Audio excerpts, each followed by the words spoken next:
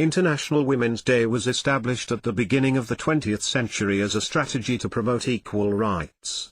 Since then, women human rights defenders, feminist groups and organizations and women's rights activists have strived to uphold this legacy and lead the struggle for gender equality and against gender-based discrimination, patriarchal values and systemic patterns of oppression.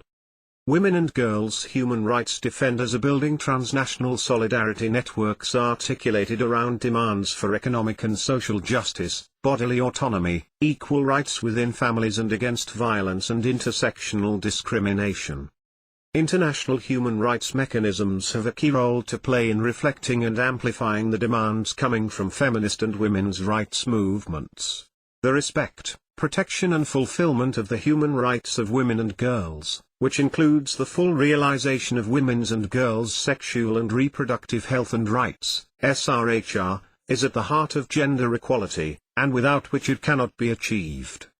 Treaty monitoring bodies and special procedures alike, informed by the work of women's rights and feminist groups and individuals, have repeatedly recognized that women experience intersectional discrimination and that states have an obligation to address the particular needs of marginalized groups of women and girls such as adolescents, women living with HIV, women living in poverty, minority women, rural women, migrant and refugee women, women from UBSC communities and women with disabilities.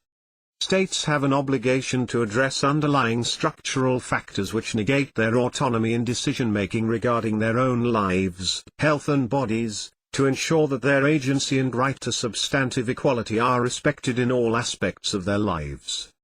Accountability is central to the realization of human rights and is a core demand of women human rights defenders. Accountability includes ensuring participation, transparency, empowerment, sustainability, and non-discrimination as well as meaningful and effective remedies to victims and survivors of violations, including of women human rights defenders, WHRDs, including young women.